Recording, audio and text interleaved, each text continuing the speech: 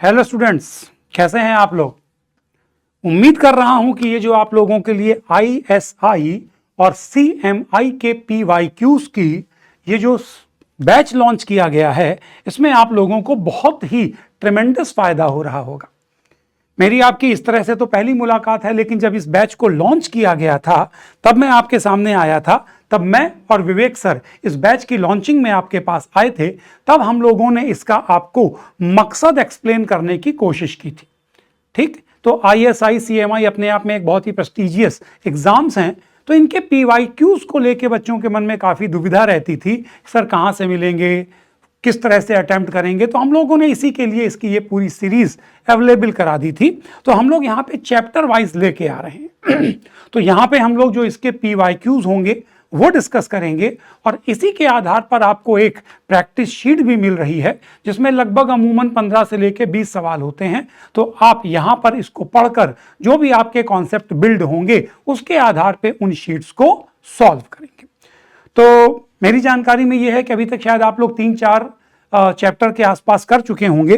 विवेक sir ने शुरुआत की थी, शायद पहला चैप्टर आपका सीक्वेंस एंड सीरीज का हुआ करता था या शायद क्वाड्रेटिक का था, और उसके बाद आपकी ऋषि सर से भी मुलाकात हो गई है। तो आज जो मैं चैप्टर लेकर आया हूं उसका नाम है प्रोबेबिलिटी। बहुत ही इंटरेस्टिंग चैप्टर, इसको आज मैं लेके आया हूं आपके सामने। अच्छा, मैंने जब इसके पीवाईक्यूज को कलेक्ट करने की कोशिश करी तो मैं फ्रैंकली बोल रहा हूं, मुझे पसीना आ गया, क्योंकि आईएसआई में इसके मुझे बहुत कम क्वेश्चंस मिले, और सीएमआई में भी जब मैंने ढूंढने की कोशिश की तो ऑब्जेक्टिव, क्योंकि सीएमआई 2 स्टेज में होता है आपको पता है। एक जो होता है वो सो कॉल्ड ऑब्जेक्टिव होता है कि हर ऑब्जेक्टिव में 4 पार्ट आते हैं, आप उन चारों को सॉल्व करते हो, तो अगर आपके चारों सही होते हैं तो शायद आपको कुछ नंबर मिलते हैं, एक भी गलत हो जाता है तो 0 या निगेटिव हो जाता है। तो एक ऑब्जेक्टिव होता है, और जो पहली स्टेज क्रॉस कर लेते हैं उसमें फिर आपके सब्जेक्टिव क्वेश्चंस आते हैं। तो मैंने जब ढूंढना शुरू किया तो आईएसआई में मुझे केवल एक ऑब्जेक्टिव क्वेश्चन मिला। जब मैंने सीएमआई का कलेक्शन करना शुरू किया तो सीएमआई के ऑब्जेक्टिव में भी मुझको केवल एक ही क्वेश्चन मिला, जिसमें 4 पार्ट थे, और उसमें भी केवल एक पार्ट था जो प्रोबेबिलिटी पर बेस्ड था। ठीक है, और फिर उसके बाद मैंने सब्जेक्टिव देखने, भाई जब मिले नहीं सवाल तो हमने सब्जेक्टिव देखने शुरू करे। तो सीएमआई में मुझे लगभग 7 से लेकर 8 सब्जेक्टिव क्वेश्चन मिले। ठीक है, तो मैंने जब सारा कलेक्शन कर लिया तो मैंने देखा यार ये तो लगभग 8, 9, 10, 11, 12 सवालों के आसपास हो पाया। तो मैंने अपनी संतुष्टि के लिए फिर जेई एडवांस के भी 3-4 सवाल इसमें बोलो इनकॉर्पोरेट कर दिए हैं। तो लगभग यहाँ पे 16-17 सवाल के आसपास में लेके आया हूं। तो जितना भी ये टाइम परमिट करेगा उतने हम लोग यहाँ पर डिस्कस कर लेंगे, और बाकी क्वेश्चंस आपको एज अ होमवर्क जो है वो प्रोवाइड किए जाएंगे। कोशिश मेरी यही रहेगी कि ज्यादा से ज्यादा क्वेश्चंस मैं आप लोगों को यहाँ पर करवाऊं। तो मुझे एक बात फील हुई कि यार ये जो चैप्टर होते हैं, जो मतलब हम लोग बड़े इंटरेस्टिंग चैप्टर मानते हैं, जैसे कि मैं पर्टिकुलरली आईआईटी की बात करूं तो जैसे कुछ चैप्टर्स होते हैं probability, complex number, vector 3D, definite integration. अभी भी जो ऐसे एग्जामिनेशंस हैं जो सब्जेक्टिव लेते हैं उसमें इन चैप्टर का वेट अपने आप में एक अलग ही है। ऑब्जेक्टिव में देखा मैंने प्रोबेबिलिटी उतनी नहीं आई, लेकिन जब मैंने सब्जेक्टिव में देखा तो मैंने कहा भीड़ लगी हुई है। तो अभी भी जो हमारे बढ़िया जो दिमाग की टेस्टिंग करते हैं उसमें सब्जेक्टिव की वेटेज अभी भी बहुत अच्छी होती है। आईआईटी ठीक है ऑब्जेक्टिव हो गया है, लेकिन अभी भी सीएमआई हो गया जो सब्जेक्टिव पेपर लेता है, आईएसआई सब्जेक्टिव पेपर जो लेते हैं, इसमें इस तरह के चैप्टर्स की अपने आप में बहुत वेट है। तो चलिए शुरुआत करते हैं हम लोग प्रोबेबिलिटी के आईएसआई और सीएमआई के पीवाईक्यूज। तो बेसिकली मैं यहां पर ये थोड़ा सा एज्यूम करके चलूंगा, क्योंकि मैं पीवाईक्यूज सॉल्व करवा रहा हूं तो आपको जो थ्योरी पार्ट है वो मैक्सिमम आपको क्लियर होगा। फिर भी अगर मुझे लगता है कि कहीं पर किसी सवाल के जरिए मुझे कोई कॉन्सेप्ट आपको रिव्यू कराना है तो वो कॉन्सेप्ट मैं आपको रिव्यू कराता हुआ चलूंगा। तो चलिए, चैप्टर का नाम हमारा हो गया है प्रोबेबिलिटी। इसके हम लोग पीवाईक्यूज डिस्कस करने जा रहे हैं, बेसिकली आईएसआई और सीएमआई के लेके। तो शुरू करते हैं। पहला क्वेश्चन जो आईएसआई 2007 में मेरे को मिला वो मैं आपके सामने लेके आया हूं। कहता है if a fair coin is tossed 100 times, इसका मतलब एक फेयर क्वाइन को मैंने 100 बार उछाला, then the probability of getting at least 1 head, मतलब उस सिक्के को जब मैं आपसे ये चाहूंगा, मैं तो सीधे सीधे सॉल्व कर रहा हूं, लेकिन जो भी बच्चे इसको देख रहे हैं उनका काम ये होना चाहिए, वीडियो को खट से आप पॉज कर दीजिए, इस क्वेश्चन को अपने आप एक बार अटेम्प्ट कीजिए, अगर आपका कोई आंसर मिलता है उसको आप टिक कीजिए और उसके बाद आप इस वीडियो को फिर से आगे कंटिन्यू कर लीजिए। अगर आपका आंसर मिलता है बहुत अच्छा, और इनकेस नहीं मिलता है तो क्या कमी रह गई, आप उसको यहां पर देख सकते हैं। तो चलिए शुरू करते हैं। मैंने एक सिक्के को 100 बार उछाला, ये मान लीजिए पहली बार, ये दूसरी बार, ये तीसरी बार, ये चौथी बार और ये 100वीं बार उछाला। आप चाहते क्या हो, क्या प्रोबेबिलिटी है ऑफ गेटिंग एटलीस्ट 1 हेड। अब एटलीस्ट 1 हेड का मतलब क्या होता है, कम से कम 1 हेड, मतलब 1 हेड आए या 2 हेड आए या 3 हेड आए, और यही काम आपका 100 हेड तक भी हो सकता है। तो चाहे परमोटेशन कॉम्बिनेशन हो चाहे प्रोबेबिलिटी हो, वहां पर हम ये नियम बताते हैं कि हम ज्यादा काम करना पसंद नहीं करते हैं। अगर हमारे पास काम ज्यादा होता है तो मैं ज्यादा काम की बजाय बचा हुआ काम करता हूं और उसको टोटल में से सब्ट्रैक्ट कर देता हूं। अब यहां देखिए मुझे कितने सारे केस निकालते हैं, 1 हेड, 2 हेड, 3 हेड, 4 हेड से लेके 100 हेड। तो अब इसके अलावा इसमें बचा हुआ केस कौन सा है, बोलो वो 0 हेड है, और टोटल प्रोबेबिलिटी तो बोलो 1 ही होगी। तो अगर मैं टोटल प्रोबेबिलिटी में से वो केस घटा दूं, प्रोबेबिलिटी ऑफ गेटिंग 0 हेड, तो बोलिए जितने भी केस बचेंगे वो वही केस होंगे जिसमें कम से कम 1 हेड तो आया ही होगा। तो मेरे लिए अब सवाल बन चुका है ऑफ गेटिंग 0 हेड।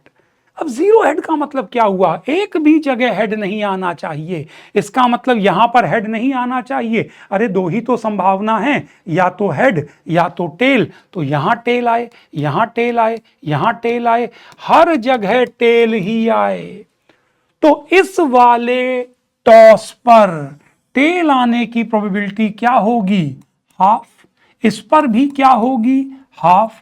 इस पर भी क्या होगी, हाफ। और यही काम मेरा 100 बार हुआ। इसका मतलब, जिसको मैं ऐसे बोल रहा हूं कि 0 हेड आए, उसका मतलब यह है कि हर जगह टेल आए। तो हर जगह टेल आने की प्रोबेबिलिटी होगी 1/2 टू दी पावर 100। तो ये हुआ इस बात की प्रोबेबिलिटी कि इन 100 टॉस पर कम से कम 1 हेड आएगा ही आएगा। तो बहुत ही सिंपल क्वेश्चन, और हमारा इसका आंसर आ रहा है 1 - 1/2 टू दी पावर 100। तो इसका आंसर हो गया डी। तो हम लोगों ने आंसर जानबूझ के अलग स्लाइड पे रखा है कि जो बच्चे इसको खुद अटेम्प्ट करना चाहें उनको सीधे सीधे आंसर ना नजर आए। तो इसका हमारा आंसर आ रहा है डी।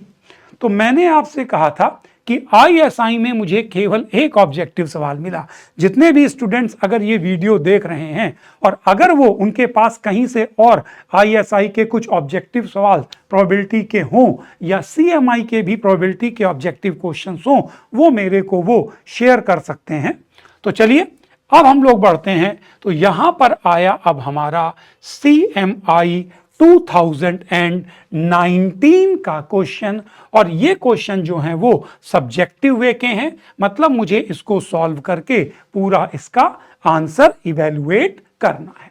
तो क्या कह रहा है देखें, you are given an 8x8 chess board. ठीक है, तो हमारे लिए एक चेस बोर्ड बनाया गया। तो मैं अगर इसको ड्रॉ कर लूं तो 8x8 का एक चेस बोर्ड इस तरह से मैंने आपके सामने ड्रॉ कर लिया। ये एक 8x8 का मान लीजिए चेस बोर्ड है। If two distinct squares are chosen, आपने इसमें से दो डिस्टिंक्ट स्क्वायर जो हैं वो चूज किए, यूनिफॉर्मली एट रैंडम, बिल्कुल स्वतंत्र भाव से आपने इसमें से कोई दो स्क्वायर चूज कर लिए। Find the probability that two rooks, अब मैं फ्रैंकली बोल रहा हूं बेटा, जब मैंने खुद ये सवाल पढ़ा तो मेरे को ये रूक मतलब समझ में नहीं आया। भाई चेस बोर्ड की बात है, जो हिंदी भाषी होंगे वो समझते होंगे क्या, प्यादा या पैदल, उसके बाद क्या आ गया इधर अपना हाथी, फिर घोड़ा, फिर ऊंट, फिर राजा, वजीर, इस तरह से बोलो हमारे लगते चले जाते हैं। इंग्लिश में होते हैं तो भाई वो बोल देंगे पॉन, फिर वो किंग, क्वीन, बिशप, इस तरह के वर्ड यूज करते हैं। लेकिन रूक मैं नहीं समझ पाया था। लेकिन जब मैंने आगे सवाल पढ़ा, probability that two rooks placed on these squares attack each other, मतलब मुझे इस पर दो रूक्स ऐसे रखने हैं कि जो एक दूसरे को अटैक करें। अब मैंने कहा यार रूक क्या होता है, तो उसमें उन्होंने बाद में देखो कहा, रिकॉल दैट अ रूक कैन मूव आइदर हॉरिजॉन्टली और वर्टिकली। तो मैं समझ गया कि भाई ज्यादा ना बोलो, इसका मतलब आप हमारे हिंदी भाषा में हाथी की बात कर रहे हैं। जो हमारा हाथी होता है वो याद आ रहा है, वो या तो बोलो ऐसे करके वर्टिकल चलता है और या तो बोलो हॉरिजॉन्टल चलता है। तो एक मुझे ये फीलिंग कम से कम जरूर आई कि यार ये मैथमेटिक्स का एग्जाम है, कम से कम इंग्लिश का एग्जाम नहीं है। मान लो अगर किसी बेचारे को इस रूक का मतलब ही नहीं पता होता तो उसके लिए तो सवाल यहीं खत्म हो जाता।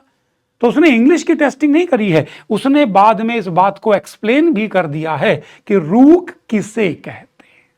ठीक है, इसका मतलब कहानी ये है कि आपको बेसिकली यहां पर कहीं पर मान लो मैंने कोई एक रूक बैठा दिया, तो अब वो कह रहा है कि क्या प्रोबेबिलिटी है कि दूसरा रूक कोई ऐसी जगह बैठे कि वो रूक एक दूसरे को अटैक कर सकते हो। तो जैसे अगर यहां है तो अटैक कर सकता है, या यहां कहीं भी है तो बोलो अटैक कर सकता है।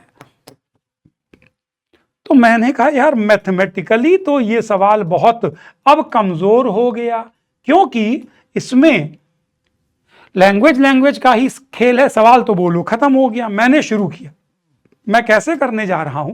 अच्छा, जिन्होंने भी प्रोबेबिलिटी पढ़ा होगा उन्हें यह बात पता होगा कि प्रोबेबिलिटी को दुनियादारी से मतलब नहीं है। प्रोबेबिलिटी केवल इस बात से कंसर्न होती है जिस पर प्रतिबंध होता है। ठीक है, मुझे इस पे दो रूक बैठा लें, तो मैंने क्या किया, आप इसको ऐसे समझो कि ऐसे मान लो जहां पे ऐसे करके चेस बोर्ड जो है वो लगा हुआ है और मैं किनारे खड़ा हुआ और मेरे हाथ में दो रूक है, मैं तो सिंपल बोल रहा हूं दो हाथी हैं। तो मैंने क्या किया, ऐसे आंख बंद करी और ऐसे एक रूक को उछाल दिया, तो वो बेचारा जाके किसी एक खाने में गिर पड़ा। ठीक है, तो वो तो अपना फिक्स हो गया। अब उसके बाद मेरी चिंता यह है कि जो मेरे हाथ में दूसरा रूक है उसको मैं ऐसे सेट करूं कि ये वाला रूक उस वाले रूक को, मतलब हाथी को, अटैक कर ले। तो मेरा एक लाइन में देखिए काम खत्म हो गया। मैंने आंख बंद करके ऐसे हाथी उछाल दिया, कहीं गिर गया। ठीक भाई, तुम तो कहीं फिक्स हो गए। अब जब मैं दूसरे हाथी को बैठाने चला तो अब बताओ मेरे पास टोटल पॉसिबिलिटीज कितनी हैं, टोटल आउटकम्स कितने हैं। अरे तो जो रूक मैंने ऐसे आंख बंद करके उछाल दिया था वो किसी एक खाने पर तो बोलो गिर गया, तो वो खाना तो बोलो ब्लॉक हो गया। इसका मतलब अब जो दूसरा वाला हाथी है जिसको अब मैं बैठालने जा रहा हूं, इसका मतलब उसको बैठालने के लिए मेरे पास कितने स्क्वायर्स अवेलेबल, बोलो 63। अरे एक बॉक्स पे तो भाई एक रूक गिर ही गया, तो वो तो खाना ब्लॉक हो गया। अब जब मैं दूसरे रूक को लेके आऊंगा, टोटल मेरे पास 64 बॉक्सेस थे, एक खाना मेरा ब्लॉक हो चुका है, तो बोलो वो 63 में आ सकता है। पर अब इसमें फेवरेबल आउटकम्स कितने हैं। फेवरेबल में तुम ये चाहते हो कि जो अब रूक ऐसी जगह बैठे कि वो उसको अटैक करे। इसका मतलब अब जो हमारा रूक हो सकता है वो या तो केवल इस रो और इस कॉलम के बॉक्सेस पे हो सकता है, अरे तो कितने हुए, इसमें टोटल कितने होते थे 8, एक तुम्हारा ब्लॉक हो गया तो यहां बच गए बोलो तुम्हारे कितने 7, और यहां पर भी बोलो तुम्हारे बच गए 7।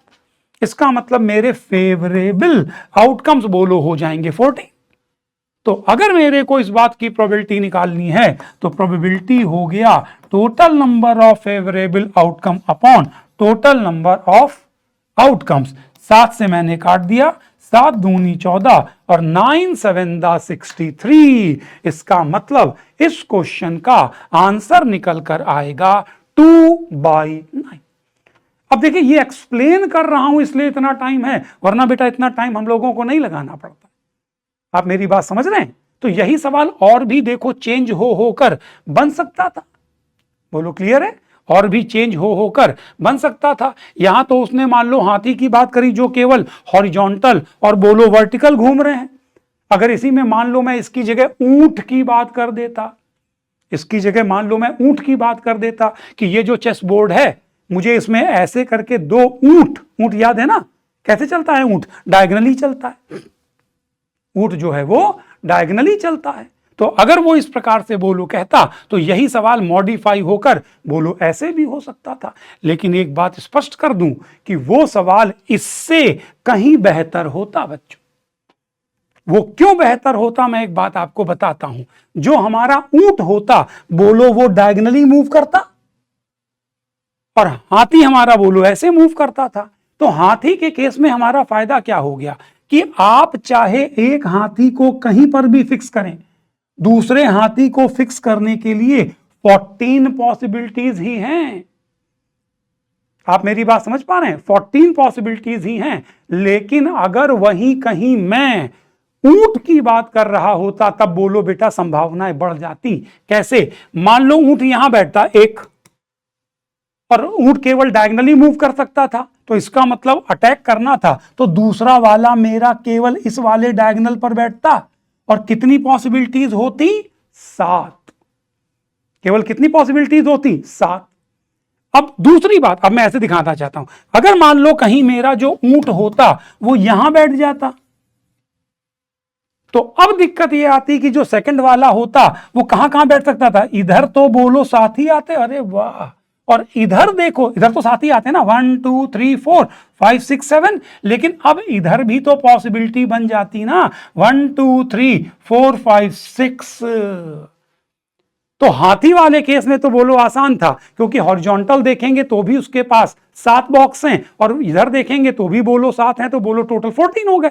लेकिन अगर यही सवाल मान लीजिए ऊंट का होता तो हमें पॉसिबिलिटीज बोलो काउंट करनी पड़ती। तो आप इसको HW लिखिए, इसको आप HW लिखिए कि अगर यही हाथी की जगह ऊंट का सवाल आ जाता, कैमल का सवाल आ जाता, वो टेक्निकली उसको इंग्लिश में कुछ और बोलते होंगे, तो भी आप इसका आंसर इवैल्यूएट करने की कोशिश कीजिएगा। और जितने भी बच्चे ये वीडियो देख रहे होंगे आप हमारे कमेंट बॉक्स पर इसका आंसर डालिएगा और लगभग इस वीडियो के रिलीज होने के बाद 2 से लेकर 3 घंटे के बाद मैं आपको ऊंट वाले का, या आप कहें तो मैं यही करा दूं, लेकिन मैं चाह रहा हूं कि आप इसको खुद ही एक बार अटेम्प्ट कीजिए। वो सवाल इससे कम से कम और बेहतर होगा। तो मैं लगभग 3 घंटे के बाद इसका आंसर जो होगा वो भी आप लोगों को रिलीज कर दूंगा, जिससे कि आप लोग अपने आंसर को वेरीफाई कर सकें। तो ये तो सिंपल क्वेश्चन आंसर आ गया 2/9।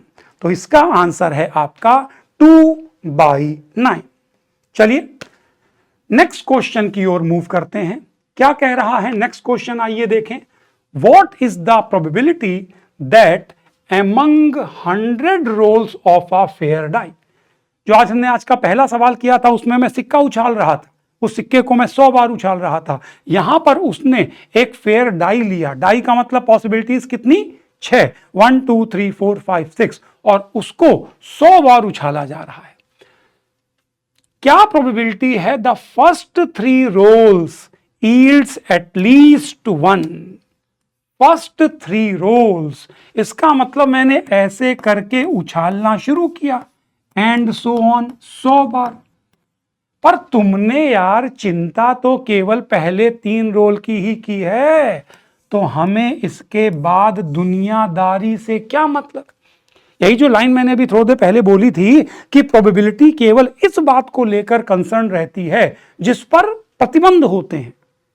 जिस पर कोई प्रतिबंध ही नहीं है, प्रोबेबिलिटी उससे कोई ज्यादा चिंता नहीं रखती। उसने कहा है पहले 3 में कम से कम एक 4 हो, तो इसके बाद क्या आ रहा है इससे तो मेरा कोई लेना देना है ही नहीं। तो मैं केवल पहले 3 पर कंसंट्रेट करता हूं और इसकी बात करता हूं। तो मैं अगर टोटल आउटकम की बात करूं तो टोटल आउटकम में क्या हो सकता है, मैं एक फेयर डाई फेंक रहा हूं, तो यहां कितनी पॉसिबिलिटी 6, यहां कितनी 6, यहां कितनी 6, तो टोटल पॉसिबिलिटीज तो मेरी 6 इंटू 6 इंटू 6 हो गई। अब अगर मैं बात करता हूं फेवरेबल की, तो फेवरेबल में क्या आया, आप चाहते हो कि इन 3 में कम से कम एक 4 आए, एटलीस्ट 1 4। अब मैंने फिर वही बात कही, तुमने कहा कम से कम एक 4, कम से कम एक 4 का मतलब क्या हुआ, एग्जैक्टली 1 4, फिर 2 4 और फिर 3 4, मतलब तीनों 4 आए, कोई 2 4 आए, कोई एक 4 आए। अरे मैंने कहा इतना काम कौन करे यार, बचा हुआ काम क्या हुआ 0 4। तो अगर टोटल प्रोबेबिलिटी मेरी 1 है और इसमें से मैं वो केस घटा दूं जब इन तीनों पर एक भी 4 नहीं आया, तो बोलो काम खत्म। तो एक भी 4 ना आने का मतलब क्या हुआ, यहां पर 4 ना आए, तो अगर यहां 4 नहीं आ रहा तो पॉसिबिलिटी क्या क्या है 1 2 3 5 6, तो यहां 4 ना आने की प्रोबेबिलिटी हो गई, बोलो 5/6। यहां पर भी 4 ना आए, उसकी भी बोलो हो गई 5/6, और यहां भी 4 ना आए तो इसकी भी हो गई 5/6। तो ये किस बात की प्रोबेबिलिटी है, नो 4। और अगर टोटल 1 में से मैं नो 4 को सब्ट्रैक्ट कर दे रहा हूं, तो जो भी मेरा आंसर आएगा वो कम से कम इन तीनों में 1 4 का आंसर तो बोलो होगा ही। तो क्या आया मेरा आंसर, 1 माइनस 5 का क्यूब 125, 216। अगर मैं एलसीएम ले लूं तो 216 और ऊपर आएगा 1 और 9, तो इसका आंसर आएगा 91/216। तो मैं बिल्कुल महसूस कर रहा हूं कि आप लोग बिल्कुल कंफर्टेबल होंगे जिस प्रकार से मैं आपको बातों को एक्सप्लेन कर रहा हूं। तो इसका आंसर आ रहा है, अच्छा इन्होंने ऐसे ही लिख दिया है 1 माइनस 5/6 का होल क्यूब, और मैंने इसी को सिंप्लीफाई करके 91/216 तक पहुंचा दिया था। आइए अगला सवाल भी कुछ कुछ इसी तरह से मिलता जुलता, क्या था, calculate the probability that out of last 4। ये उसी सवाल का कॉन्टिन्यूएशन है। अभी आपने एक डाइस को 100 बार उछाला था, एक डाइस को 100 बार उछाला था, उसी सवाल के कॉन्टिन्यूएशन में बोलो बात चल रही है। तो calculate the probability that out of last 4 रोज, पिछली बार आपने फर्स्ट 3 रोल्स की बात की थी, अब की बार वो बात कर रहा है लास्ट 4 रोल्स की, और चाहते क्या हो, एग्जैक्टली 2 आर मल्टीपल ऑफ 2। इन आखिरी के 4 में एग्जैक्टली 2 आर मल्टीपल ऑफ 2, तो एग्जैक्टली 2 आर मल्टीपल ऑफ 3 का मतलब क्या है, सीधे बोलो या तो 3 हो या तो 6 हो। भाई अगर तुम पासा फेंक रहे हो तो 1 से लेके 6 तक के ही तो नंबर आ सकते हैं, और आप चाहते हो कि उसमें 3 का मल्टीपल हो, तो 3 के मल्टीपल के नाम पे 2 ही आ सकता है, एक 3 और एक 6। अब मैं फिर कह दूं उसने केवल आखिरी 4 की बात की है, तो मुझे और कोई दुनियादारी से लेना नहीं है, तो मैं केवल लास्ट 4 की बात कर रहा हूं। अब बहुत ज्यादा ऐसे ना लिखते हुए कि टोटल कितने केस, फेवरेबल कितने केस, अब हम लोग थोड़ा सा मैथमेटिक्स करेंगे फास्ट। तो शुरू किया, मैं चाहता हूं आखिरी के 4 रोल। तो पॉसिबिलिटीज, मैं पहले टोटल की बात करूं तो इसको भरने की कितनी संभावना, 6 6 6 6, यहां तक बोलो डन। और आप चाहते हैं कि इन 4 में एग्जैक्टली 2, इन 4 में एग्जैक्टली 2 3 का मल्टीपल हो। अरे तो इन 4 में एग्जैक्टली 2, इसका मतलब 4 में से कौन से 2, 4 में से कोई 2। तो इसका मतलब मुझे पहले 4 में से 2 को सेलेक्ट करना पड़ा। इसमें पहले उसने कहा ना 4 में से कोई 2, अरे तो पहले 4 में से 2 सेलेक्ट करो ना, कि पहले दूसरे पे, पहले तीसरे पे, पहले चौथे पे। तो मैंने 4 में से किन्हीं भी 2 का सिलेक्शन किया। और यहां पर आप चाहते हैं कि 3 का मल्टीपल आए, इसका मतलब यहां पर या तो आए 3 या 6, यहां पर आए 3 या 6। इसका मतलब पहले कुर्सी को भरने के बोलो तरीके 2 और दूसरी कुर्सी को भी भरने के तरीके बोलो 2। अब इसके बाद क्या चाहते हो, अभी भी बोलो 2 कुर्सियां तुम्हारी बची हुई हैं, लेकिन यहां पर अब 3 का मल्टीपल नहीं आना चाहिए, क्योंकि तुमने एग्जैक्टली 2 में कहा है कि 3 का मल्टीपल हो। तो यहां पर अगर 3 का मल्टीपल नहीं आना चाहिए तो यहां क्या क्या आ सकता है, 1 2 4 और 5। इसका मतलब इसको भरने के तरीके बोलो 4 और इसको भी भरने के तरीके 4। तो बोलो इंटू 4 और इंटू 4। इंजन गर्म हो गया, आप देखिए तेजी तेजी से बातें होंगी। तो मेरे ख्याल से बात समझ में आ गई होगी। आप चाहते थे आखिरी 4 में एग्जैक्टली 2 हो, तो मैंने पहले 6 6 6 6 लिख दिया। तुम चाह रहे थे 4 में से 2 3 का मल्टीपल हो, तो मैंने पूछा 4 में से कौन से 2, तो तुमने उसको ऐसे बोला कि 4 में से किन्हीं भी 2 का सिलेक्शन। तो 4 में से तुमने बोलो 2 को सेलेक्ट किया और 2 को सेलेक्ट करने के बाद वहां पर 3 का मल्टीपल भरना है। 3 के मल्टीपल हैं मेरे कितने पास, 2। तो इसको भरने के बोलो 2, इसको भरने के 2। अब जो 2 कुर्सियां बची हुई हैं उसमें 3 का मल्टीपल नहीं आना चाहिए। तो 3 का मल्टीपल ना आने का मतलब मेरे पास कितनी संभावना है, 4। तो इसको भरने के 4, इसको भरने के 4। 4C2 की वैल्यू कितनी होती है, 6। बोलो ये कटा। अब अगर मैं इस 2 को काट दूं, ये आ गया 3, इस 2 को काट दूं, ये आ गया 3, इस 2 से काट दूं तो ये आ गया बोलो 3। और अब कटने को कुछ भी तैयार नहीं है, तो ऊपर आएगा 4 दूनी 8, 4 दूनी 8 और नीचे आएगा 3 इंटू 3 इंटू 3, तो वो बोलो हो जाएगा 27। तो इसका जो आंसर निकल कर आना चाहिए वो है आपका 8/27। तो मैंने ये रियलाइज किया कि केवल अगर आपके कॉन्सेप्ट ठीक हैं तो सवालों में ऐसी कोई बहुत ज्यादा टेंशन आने वाली बात नहीं है। अब देखिए एक थोड़ा सा और बेहतरीन मतलब थोड़ा सा सब्जेक्टिव टाइप का, लैंग्वेज में फंसाने वाला सवाल आपके सामने आने जा रहा है। तो चलिए इसकी शुरुआत करते हैं। धीरे धीरे हम लोग करंट की ओर बढ़ रहे हैं। CMI 2021। प्रोबेबिलिटी में जो लैंग्वेज लिखी होती है उसको महसूस करना बहुत जरूरी होता है। आप पूरी तरह से उस क्वेश्चन को अपने ऊपर एडॉप्ट कर लें। ये दोनों चीजों में है, परमुटेशन कॉम्बिनेशन में भी, प्रोबेबिलिटी में भी, कि जितना आप क्वेश्चन को आत्मसात कर लेंगे उतनी जल्दी आप उसकी चीजों को समझ जाएंगे। क्या कह रहा है देखो, a mother and 2 daughters have a fair coin and play a game as follows. ठीक है, तो एक मां और उसकी 2 बेटियां जिनके पास एक सिक्का है वो गेम खेल रहे हैं। ठीक है, अब गेम क्या है, first the mother tosses the coin. तो सबसे पहले मां ने सिक्का उछाला। Case 1, if the coin lands head, अगर हेड आ जाता है then both the daughters win. ठीक है, अगर मैंने सिक्का उछाला, अगर क्या आ गया, हेड, तो दोनों बेटियां जो हैं वो जीत जाती हैं, both the daughters win.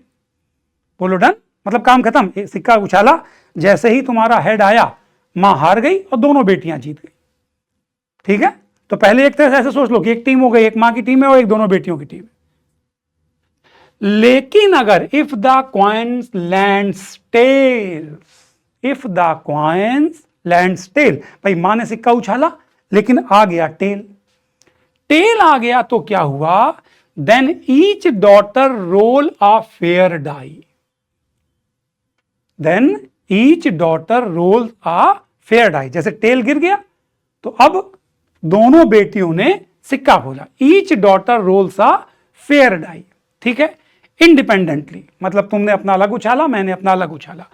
The first daughter wins if her die comes up 5 और 6, if her die comes up 5 और 6। ठीक है, तो उसने फेंका, अगर 5 आ गया या 6 आ गया तो पहली वाली डॉटर जीत गई।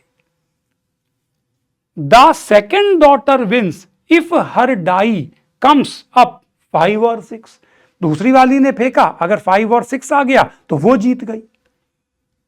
अब बच्चे कंफ्यूज होने लगते हैं, सर यार ये क्या चक्कर है, इसने पासा फेंका, मान लीजिए इसका 5 आ गया, तो आप कह रहे हैं कि डॉटर 1 जीत गई, और फिर आप कह रहे हैं डॉटर 2 ने फेंका, उसका मान लीजिए 6 आ गया, वो भी जीत गई, तो दोनों जीत गए। तो मैंने कहा गेम यही तो तुमको समझना है, ऐसा नहीं है कि 3 खिलाड़ी खेल रहे हैं, मां और 2 बेटियां, तो विनर केवल एक ही है। ऐसा भी तो हो रहा है जब दोनों बेटियां जीत गई। खुद देखो, जब तुमने सिक्का उछाला और सिक्का हेड आ गया तो इसने क्या लिखा है, देन बोथ डॉटर विंस। तो ऐसा हो रहा है कि हां दोनों बेटियां जीत गई, तो मां के जीतने की कोई पॉसिबिलिटी बची? मैंने कहा हां। ये समझिएगा, पहली बात, अगर मान लो टेल आया, फिर इसने सिक्का उछाला, फिर समझ लो, मतलब मैं सवाल को अगर बिल्कुल इलोबरेट करके करूं तो मैं अलग अलग पूछूंगा, क्या पॉसिबिलिटी है कि मदर जीते, क्या पॉसिबिलिटी है कि पहली डॉटर जीते, क्या पॉसिबिलिटी है कि दूसरी डॉटर जीते, क्या पॉसिबिलिटी है कि दोनों जीते, क्या पॉसिबिलिटी है कि पहली डॉटर जीते दूसरी हारे। ऐसा भी तो हो सकता है। मैं आपको एक्सप्लेन करने की कोशिश करता हूं। अगर मुझसे कोई कहे कि यार अच्छा चलो मदर को जिताओ, तो पहले देखो, अगर हेड आ गया तो मदर तो जीत ही नहीं सकती, तो बात यहां खत्म। इसका मतलब पहले तो टेल आए, टेल अगर आया तो मदर अभी जीतने की रेस में बनी हुई है, अभी जीती नहीं। क्यों? क्योंकि अब इस डॉटर को मौका मिला। अब ये उछाले और इसका 5 और 6 ना आए, इसका 5 और 6 ना आए।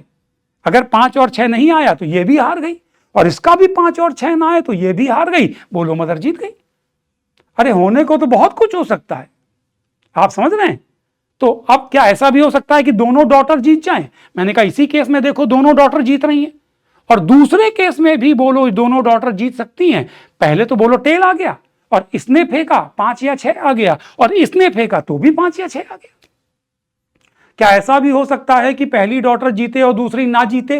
मैंने कहा हां, अगर यहां पर आया टेल और इसका 5 और 6 आ जाए, लेकिन इसका 5 और 6 ना आए, तो बोलो पहली जीत गई दूसरी हार गई। तो मैंने अभी जो बात बोली ना कि सवाल को आत्मसात करना पड़ेगा आपको, उसकी जगह बैठ जाओ। भले उसमें मदर लिखा हुआ है तो मैं तो अपने आप को फादर मान लेता हूं कि मैं खेल रहा हूं और मेरे साथ मेरी 2 बेटियां खेल रही। तो मैंने अपने आप को फील कर लिया कि हाँ भाई चलो भाई गेम डिसाइड कर लो। मैंने उछाला, अगर आ गया क्या हेड, तो चलो तुम दोनों, भाई मां बाप तो सेक्रीफाइस करते ही है ना, तो वही काम यहां पर हो रहा है कि चलो ठीक है मैं उछालूंगा, अगर हेड आ गया तो जाओ खुश रहो, तुम दोनों जीत गए। और अगर मान लो, क्योंकि अब मान लो टेल आ गया तो बच्चे उदास हो जाएंगे कि लो यार अब तो जीत गए पापा। मैंने कहा नहीं, चलो अच्छा ठीक है टेल आ जाएगा, तुम एक काम करो टाइस फेंको, 5 या 6 आ जाएगा तो चलो तुम जीत जाना, तुम्हारा भी 5 6 आ गया चलो तुम भी जीत जाना। तो मैं धीरे धीरे अपने जीतने की पॉसिबिलिटीज को अपने बच्चों के सामने बोलो कम करता जा रहा हूं। तो वही वाली चीज तो हो रही है। तो यहां उन्होंने इस प्रकार से एक फ्रेम करके दे दिया। अब इसके आधार पर वो कुछ क्वेश्चंस पूछ रहे हैं। चलो, what is the probability that second daughter lost given that the first daughter has lost? क्या पॉसिबिलिटी है कि सेकेंड डॉटर हारे जबकि ये दिया हुआ है given that the first daughter has lost? तो मैं उम्मीद करता हूं कि आपने प्रोबेबिलिटी पढ़ी होगी, क्योंकि जैसे ये गिवन आ जाता है तो ये सवाल बनता है कंडीशनल प्रोबेबिलिटी का। अगर मैं पूरे सैद्धांतिक रूप से कहूं कंडीशनल प्रोबेबिलिटी कैसे लिखते हैं, प्रोबेबिलिटी गिवन क्या है, गिवन है that the second daughter lost, तो मैंने नीचे लिखा D2 लॉस्ट। और चाहते क्या हो, नहीं sorry, given that first daughter lost, तो मैं पहली डॉटर को यहां गिवन है कि हारी, और उसके बाद चाहता हूं कि D2 भी लॉस्ट हो। अब अगर आपने कंडीशनल पढ़ा होगा तो बच्चे इसको बाकायदा ऐसे करने लगते हैं। याद है, मैं बता देता हूं कि PA/B का फॉर्मूला होता है, नीचे तो हो जाएगा PB, ऊपर PA इंटरसेक्शन B। याद आया? तो इसका मतलब अगर आप इसको बिल्कुल सिंपल तरीके से करेंगे तो नीचे आएगा P D1 लॉस्ट और ऊपर आएगा P D1 lost intersection D2 lost. अब इसके बाद बच्चे पहले D1 को हरवाते हैं, फिर दोनों को एक साथ हरवाते हैं, पर मैं कह रहा हूं आपको ऐसे घुसने की जरूरत ही नहीं है। मैं तो इस सवाल को ऐसे करता, given that first daughter lost, तो मैं तो ये मान ही लेता हूं कि D1 हार गई। अगर D1 हार गई इसका मतलब है ये संभावना तो बोलो है ही नहीं। और दूसरे वाले केस में जब मैं घुसा इसका मतलब पहले कहीं टेल आया और उसके बाद D1 ने सिक्का उछाला, D1 ने सिक्का उछाला तो उसका 5 और 6 नहीं आया तो D1 हार गई। तो यहां तक तो मैंने मान लिया कि तो हो ही चुका। अब मैं केवल D2 के पास गया और मैं चाहता हूं कि D2 भी हार जाए। तो अब D2 का हारना या जीतना केवल इस बात पर डिपेंड करता है कि D2 अब जो पासा फेंकने जा रही है उस पर क्या आ रहा है, क्योंकि अगर 5 या 6 आ गया तो बोलो D2 जीत जाएगी, लेकिन D2 को मुझे हरवाना है। इसका मतलब D2 1 2 3 4 में से ही कुछ लाए आउट ऑफ 6। आप फिर महसूस कीजिएगा, मैं ये बताना चाह रहा हूं कि बच्चे क्या करते हैं, फार्मूला लगा के इसको अलग निकालने लगते हैं, इसको अलग निकालने लगते हैं और फिर बोलो सॉल्व करते हैं। अरे मैं कह रहा हूं प्रोबेबिलिटी में इस बात को महसूस कीजिए, जब उसने कहा गिवन दैट D1 लॉस्ट, तो तुम पहले अपने आप को उस जगह पहुंचा लो जहां पे D1 हार चुकी। तो मैंने क्रम से शुरू किया, पहले मां ने सिक्का उछाला होगा, इसका मतलब उसका टेल आया होगा, पार करके आगे बढ़ गए। इसके बाद D1 ने सिक्का उछाला, मुझे D1 को हरवाना है, इसका मतलब D1 के सिक्के में 100% 1 2 3 4 सॉरी पासे में 1 2 3 4 में से कुछ आया होगा, तो D1 हार गई। अब मैं यहां बैठा हुआ हूं, इसके पहले की मुझे कोई चिंता नहीं है, ये तो हो ही चुका, गिवन दैट। इसके बाद अब बारी किसकी आई, D2 की। अब मेरी नजरें जो हैं वो D2 के पासे पे लगी हुई हैं, क्योंकि मैं चाहता हूं कि D2 हार जाए। तो D2 जो फेंकेगी सिक्का, तो पॉसिबिलिटीज तो 6 आने की हैं, 1 2 3 4 5 6, लेकिन अगर मुझे हराना है तो फेवरेबल बैठेगा मेरा 4 आउट ऑफ 6। इसका मतलब ये इस बात की प्रोबेबिलिटी आई 2/3 कि if it is given that D1 has lost then D2 also lost. तो ये इस बात की प्रोबेबिलिटी है 2/3। इसको आपको बेटा फील करना पड़ेगा, क्योंकि कई बच्चों को ये थोड़ा अजीब सा लग रहा होगा, सर हम तो ऐसे ही करेंगे कि D1 हारे तो पहले मेहनत करके उसकी प्रोबेबिलिटी निकालेंगे, फिर दोनों की इंटरसेक्शन की प्रोबेबिलिटी निकालेंगे, फिर काट पीट मचाएंगे, उसके बाद आंसर लेके आएंगे। पर मैंने कहा कंडीशनल को ऐसे महसूस किया करो, जब वो कह देता है इट इज गिवन हो गया, इसका मतलब दुनिया में बस वही अस्तित्व में है। गिवन है कि D1 हार चुकी, तो D1 को पहले हरा लो, उसके पीछे की चिंता छोड़ो और केवल आगे पर कंसंट्रेट करो। बोलो क्लियर है? एक बार इसको दोबारा से कीजिएगा, इसमें आपको बहुत सीखने को मिलेगा बच्चों। तो इसका जो आंसर निकल के आ रहा है वो है हमारा 2/3। ठीक है, इसी के अंदर 2 पार्ट आए थे, पहला पार्ट मैंने करा दिया। अब सेकंड पार्ट क्या है, मन तो मेरा यह है कि मैं आपको ये क्वेश्चन एज अ होमवर्क दे दूं, लेकिन चलिए एक बार और पढ़ लेते हैं। वही सेम क्वेश्चन दिया हुआ है, अब की बार क्या कह रहा है, what is the probability that second daughter one, what is the probability that second daughter one given that the first daughter has one. अब की बार पूछा गया है क्या कि फर्स्ट डॉटर वन, यहां दिया है कि पहली वाली तो बोलो जीत गई, और चाहता हूं कि ऊपर और दूसरी वाली भी जीते, मतलब D1 1 इंटरसेक्शन D2 भी 1। अब बच्चे देखना यहां परेशान हो जाएंगे, सर आपने पिछला वाला तो बड़े आराम से कर दिया, अब भी आप ऐसे ही करिए कि D1 1 तो पहले मान लीजिए D1 1। ठीक है, अब मैंने कहा यहां एक छोटी सी परेशानी ये आने वाली है कि D1 1 की 2 संभावनाएं हैं, क्योंकि यहां पर भी D1 जीत सकती है और इसके अंदर भी D1 जीत सकती है। तो अब की बार मैं इलोबरेटेड फॉर्म में आपको करवाने की कोशिश करूंगा। मैं ये दोनों अलग अलग निकालता हूं, मतलब पहली बार मैं निकालने जा रहा हूं प्रोबेबिलिटी D1 1। अब की बार मैं निकालने जा रहा हूं कि D1 1। तो D1 को जिताने की प्रोबेबिलिटी पहले मैं निकालना शुरू करता हूं। तो जब मां ने सिक्का उछाला और बोलो हेड आ गया, तब तो बोलो D1 जीती, तो इसका मतलब उसकी प्रोबेबिलिटी तो बोलो हाफ हो ही गई। प्लस अब मैं दूसरे केस में चलता हूं। दूसरे केस में चलने का मतलब पहले मां ने सिक्का उछाला और टेल आया, उसके बाद मैं आगे बढ़ा तो मैं पहुंचा किसके पास? D1 के पास। और मैं चाहता हूं कि D1 जीते, और D1 को जिताने का मतलब जब मैं D1 सिक्का पासा फेंके तो जीतने का मतलब 5 या 6 आए।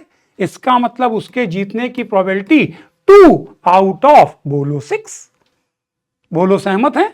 इसका मतलब ये हो गया 1/2 प्लस 1/6, एलसीएम में आ गया 6, 3 + 1, तो ये आ गया 4/6 मतलब 2/3। ये तो किसकी प्रोबेबिलिटी हुई कि D1 जीती।